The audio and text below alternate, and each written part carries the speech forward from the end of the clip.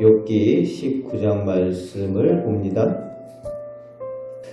여전히 변함없이 두 번째에도 인과응보의 논리로 빌닷이 욥을 정죄하고 악한 사람이라고 확신을 합니다.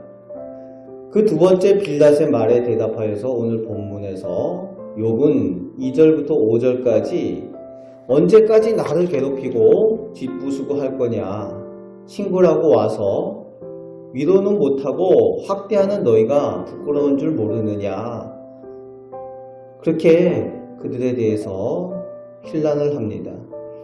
5절에는 너희가 자만하구나 라고 책망을 합니다. 늘 조심해야 되는 내용이죠. 다른 사람을 비판할 때에 자신은 허물이 없는 사람인 것처럼, 자신은 완전히 거룩하고 의인인 것처럼 자만한 모습이 되기가 쉽기 때문에 그렇습니다. 우리가 예수 그리스도의 은혜로 의인이라고 인정을 하나님께서 해주시지만 세상을 살아가는 우리는 이 세상에 살아가는 동안에 여전히 죄 가운데 있는 사람들이라는 것을 기억할 때에 우리가 자만하지 않는 거예요.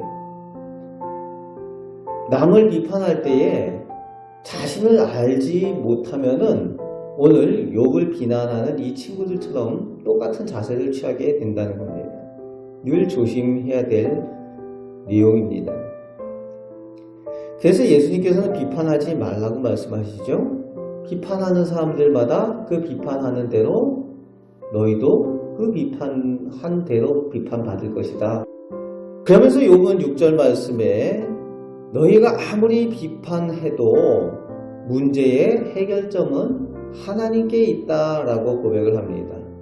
이렇게 하신 분은 하나님이시기 때문에 너희가 나의 허물을 찾고 비판을 하고 해도 그것이 옳은 일이 아니다 라는 얘기를 하는 거죠.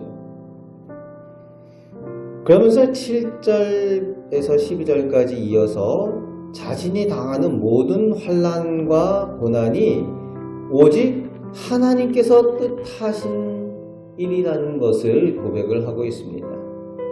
자신의 허물이나 다른 어떤 원인이 아니라 하나님의 계획 가운데 있다라고, 이런 어려움 가운데 있으면서도 하나님께 집중하는 욥의 모습을 볼 수가 있습니다. 여전히 올곧게 하나님께만 집중하는 욥의 믿음을 볼 수 있어요.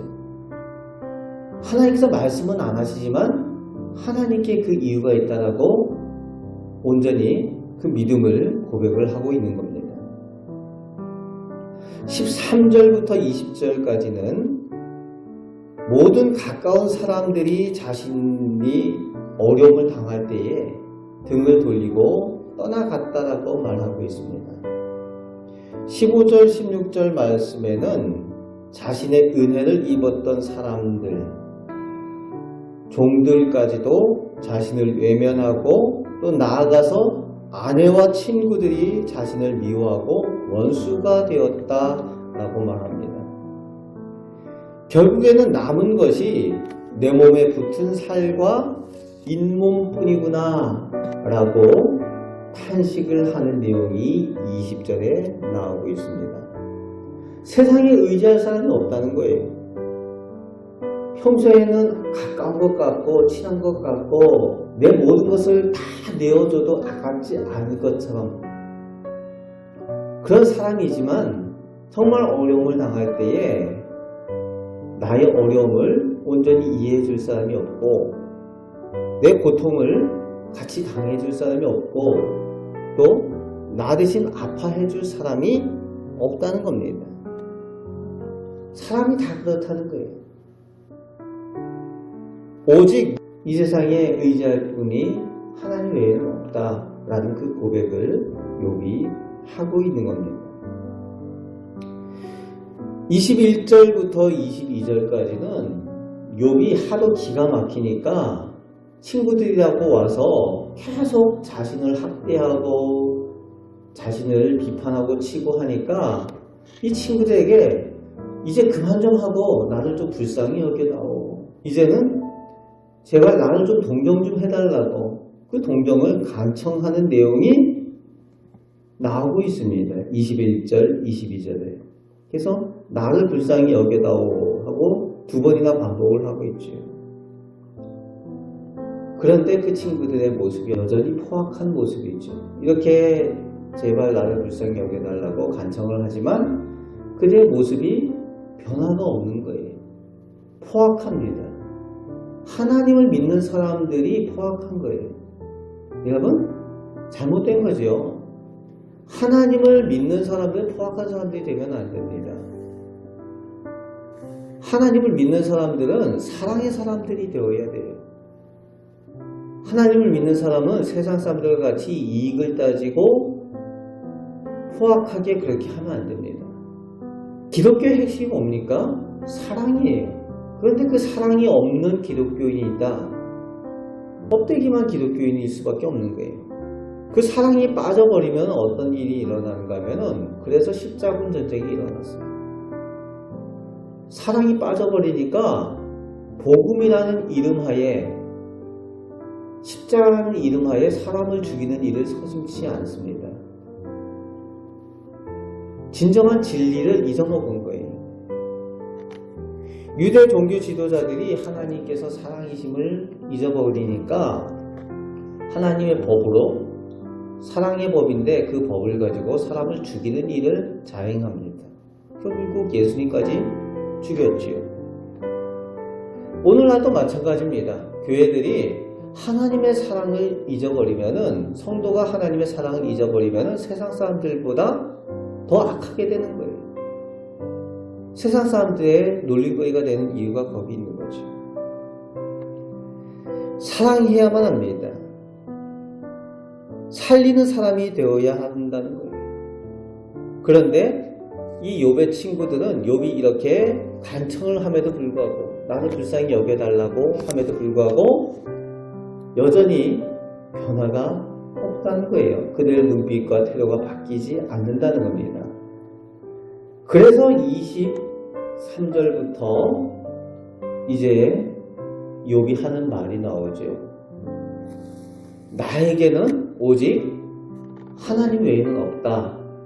그리고 나를 위한 나의 대속자가 살아계신다 라고 25절 말씀에 고백을 합니다. 마침내 그가 땅에 서실 것이라.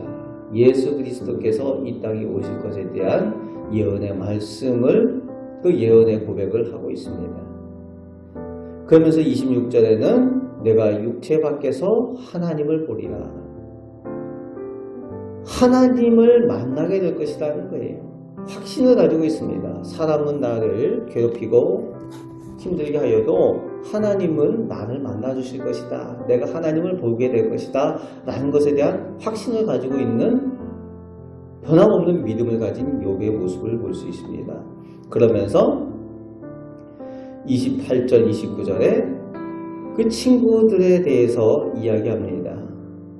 나를 계속 이 모든 환난의 원인이라고 뿌리라고 이야기를 하는데 너희가 두려워해야 될 것이다. 하나님께서 심판장으로 서실 때에 그 하나님을 두려워해야 될 것이다 라고 마지막 절에 말하고 있습니다.